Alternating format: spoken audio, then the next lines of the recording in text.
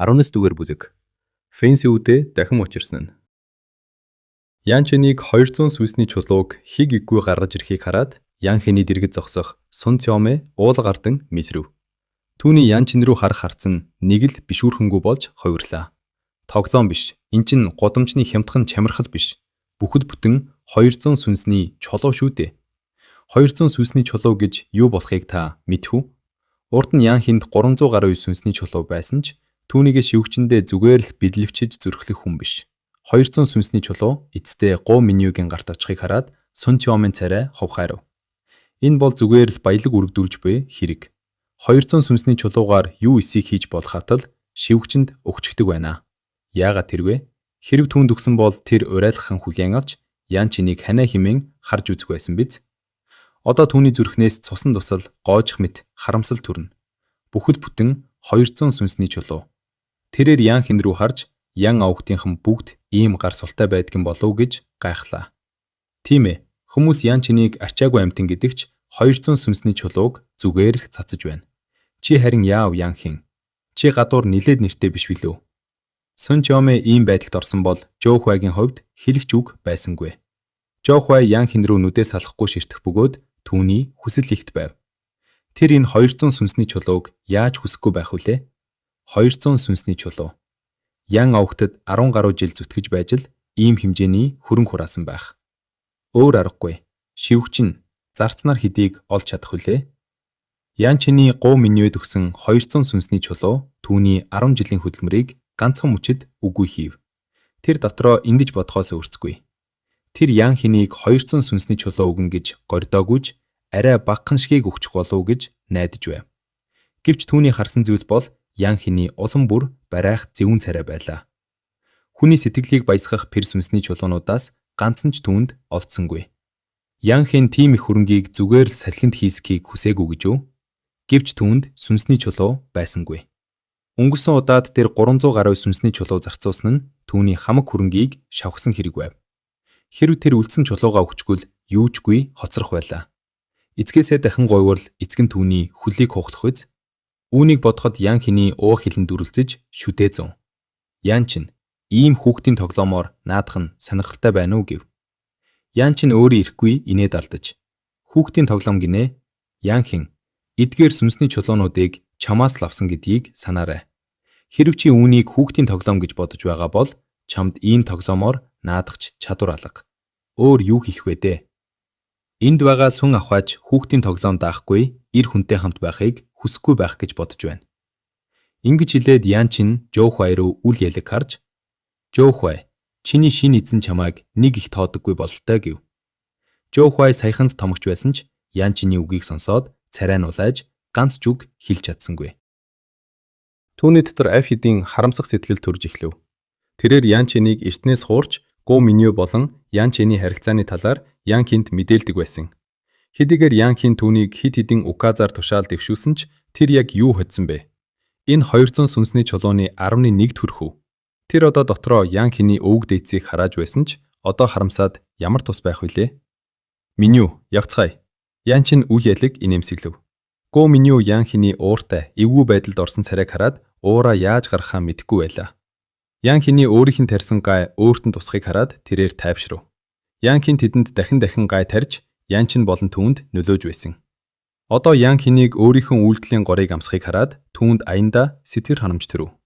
Гэвч тэднийг эзнээ даган явах гэж байтал гинт өөр нэгэн доогтой дуу хадав.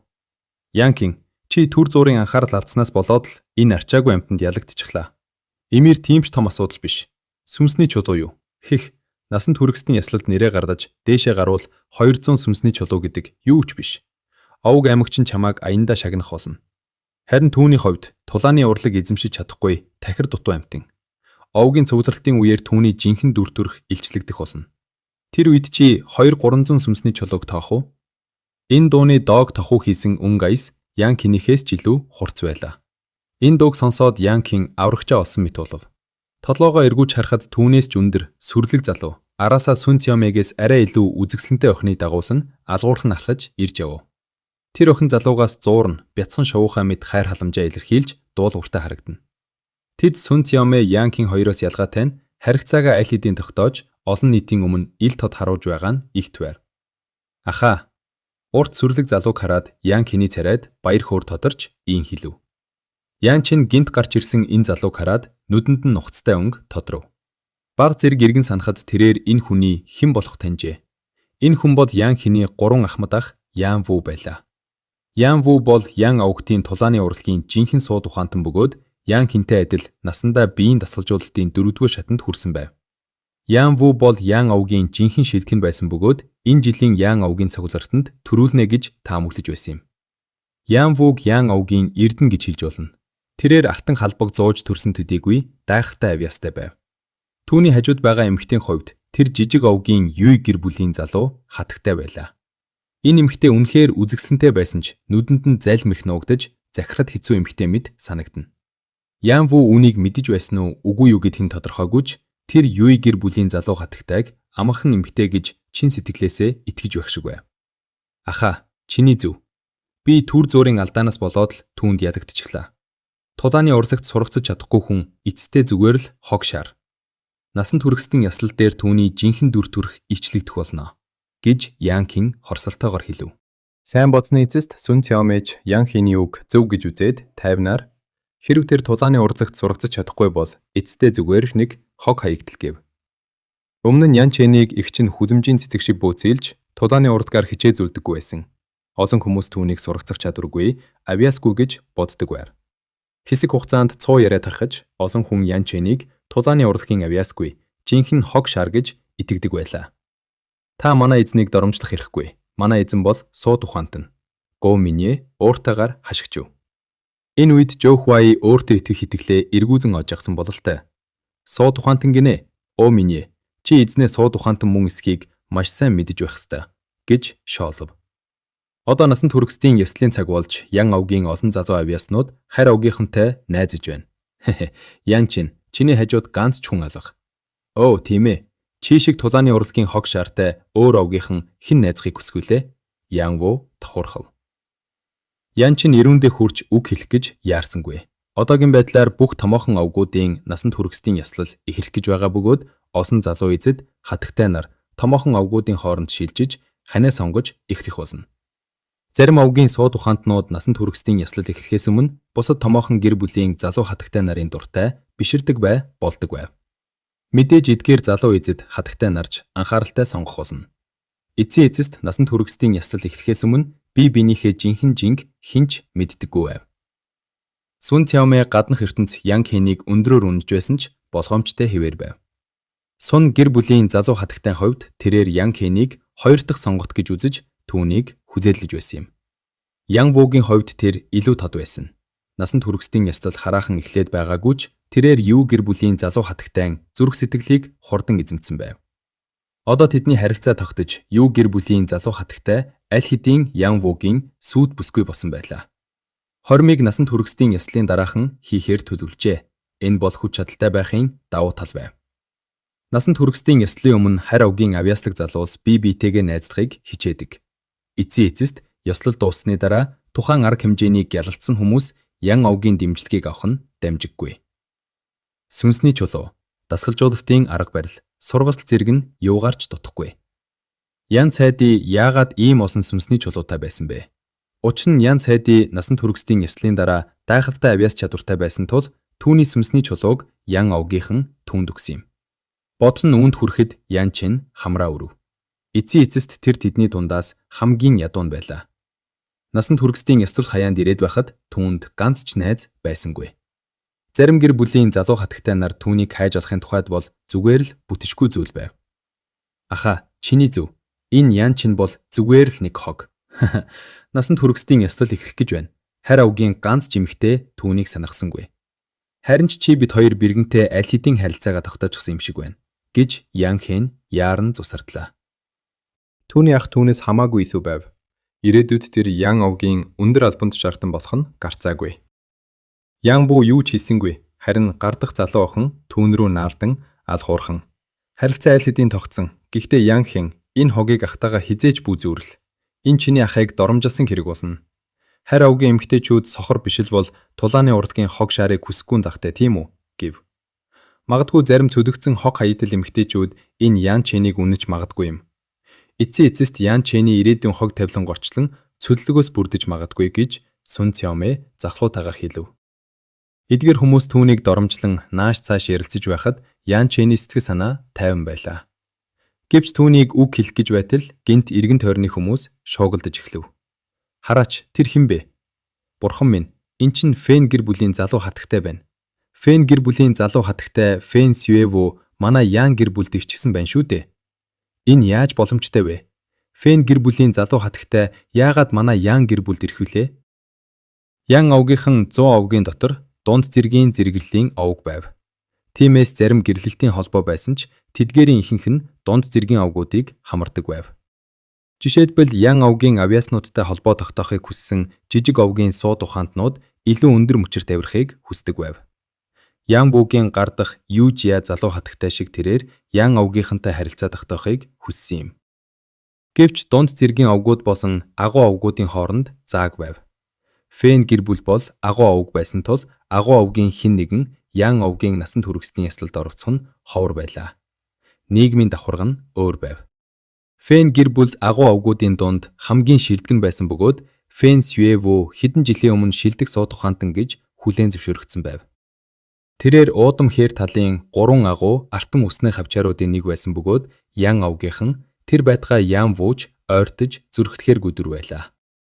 Одоо Фэн Сюэву Ян гэр бүлд ирсэн нь аяндаа маш их хилцүүлэг өрнүүлв. Ян Чэн Фэн Сюэву гэрхийг хараад нүдэнд нь гайхсан өнгө тодорсон ч удалгүй үл яжиг инээмсэглэл тодров. Учир нь Фэн Сюэву олон хүний думаас түүн рүү харж байлаа. 20 дугаар бүлэг. Саруувхан зүуд салхинд хийсгүй. Фэн ахуй насанд хүрэхсдийн яслал шиг игзэгтэй цагаар манай Ян овгийг зорин ирсэн нь завтай манай залуусаас хэн нэгнийг олж харсных үз. Ян овгийн ямар гэж хосгүй залуу нь Фэн ахуй мэлмид унаж сэтгэлийг нь булааж чадсан юм бол доо. Фэн овг бол их язгууртнуудын нэг. Хэн түүний хүргэн босно тэр хүний ирээдүйд дардан алтар нэр нь мандах тавилантай. Тэгэд бүр Фэн овгийн ууган ахуй шүү дээ.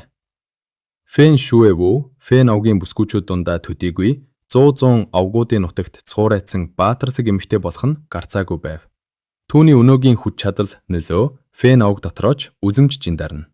Ян хүн түүнийг хараад баярлаж хөөрсөндөө бие барьж ядан. Аха, Фэн Шүэву сав таныг зорж ирж. Нааша харж байна. Яг бидний зүг ширтэж байна. Химэн уулга алтав. Фэн Шүэву хин рүү харж байг Ян хүн яг таг мэдээгүйч түүний харц тэдний зүг чирсэн нь үнэн байлаа. Ян Вугийн зүрх бас л хүчтэй цохилж байсан ч тэрээр өөрийгөө хүчлэн тогтоож тайвнаар Фэн ахуй Ян овгийг зорин ирсэн нь надтай ууцах гэж биш байхоо.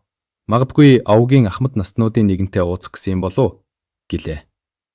Тэрээр өөрийгөө чамсаагүйч Фэн Шүэвугийн дэргэд өөрийгөө дэндүү дутуу дулмаг гэдгээ гадарсаж байв. Ах минь, битгий олон юм бодоо. Фэн Шүэву хэдийнэ биднэрүү харчихлаа. Энэ хавьд танаас өөр товоож гарсан залуу хаан байна. Тэр таныг л зорж ирсэн.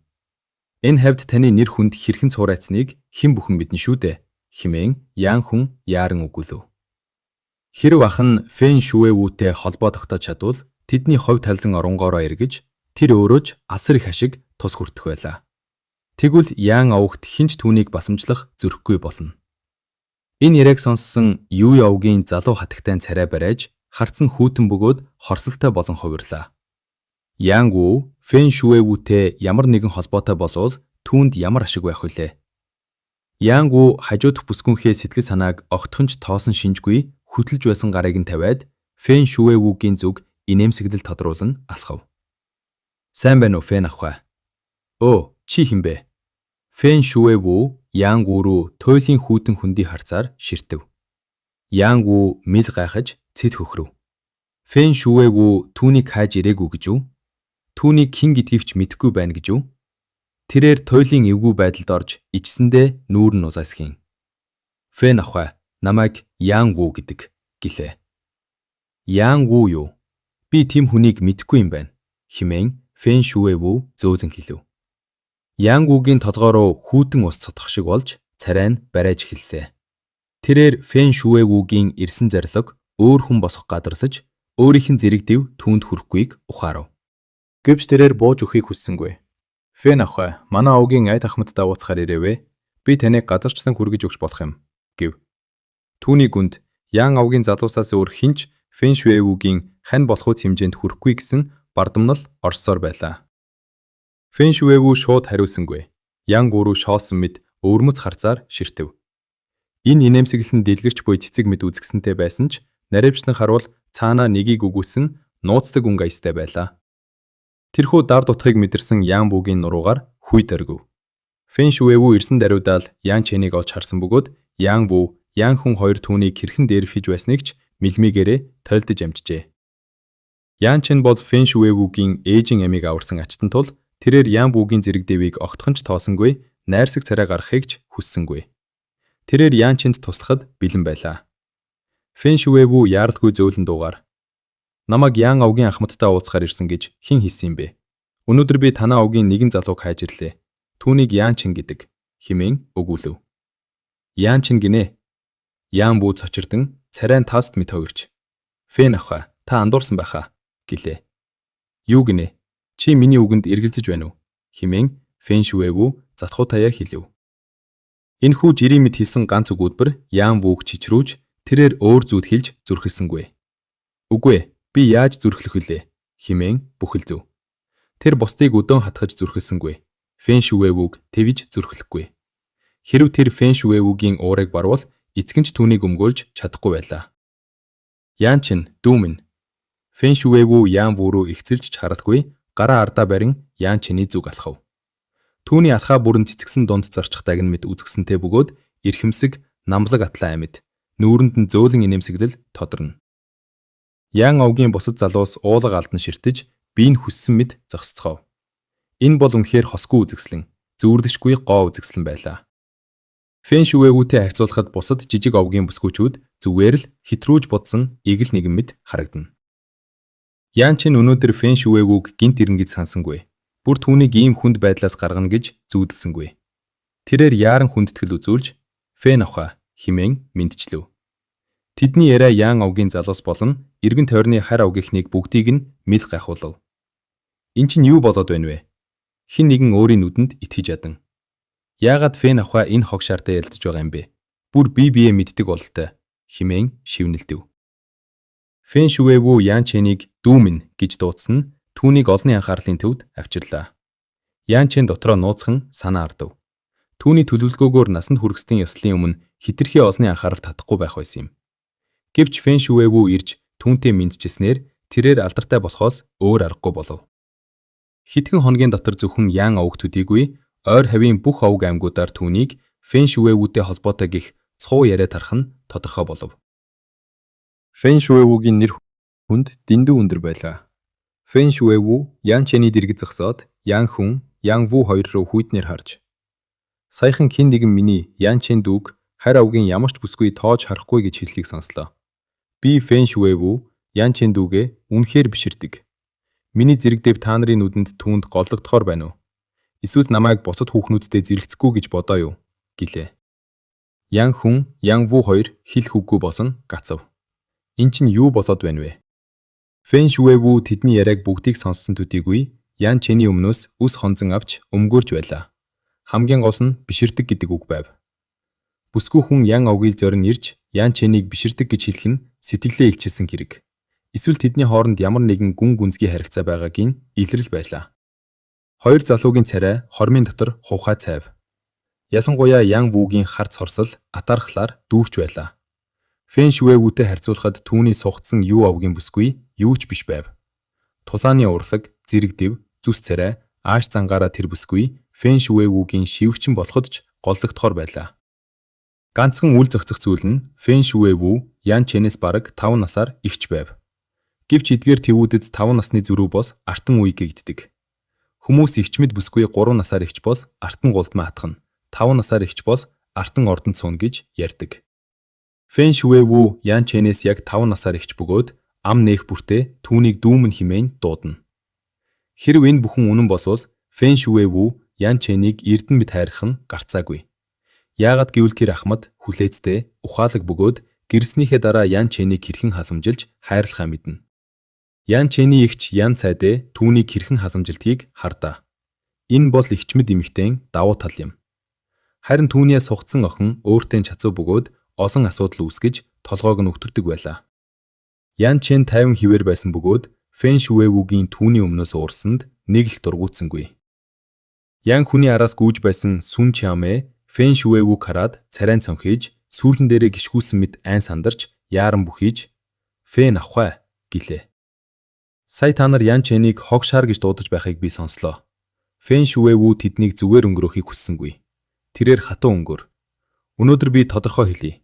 Ян Чэн бол миний дүү. Хэрэв та нар түүнийг хог шаар гэвэл намайг хог шаар гэсэнтэй адил. Ойлгосноо гэлээ. Авахай, Фэн авахай. Ян хүн, Ян Вүү, Сүн Чамэ эсвэл Юу авгийн залуу хатагтайгээд цүм ичгүүрт байдалд оржээ. Фэн Шүэвүү тэднийг дарамтлах гэсэнгүй. Зөвхөн Ян Чэний өмнөөс дуурсан нь энэ байв. Одоо тэрээр сансандаа хүрсэн тул зөөлөн дуугаар "Ян Чэн дүү минь, загтай бол намайг Ян овгийн газраар дагууж явахгүй юу? Би энд анх удаа ирж байна" гэв. Ян Чэн бар зэрэг гайхсан ч хүндэтгэлтэйгэр "Энэ бол миний нэр төрийн хэрэг" гэлээ. Фэн Шүэвүү ярдамхан инээмсэглэж Ян Чэний дагуулн цааш алхав.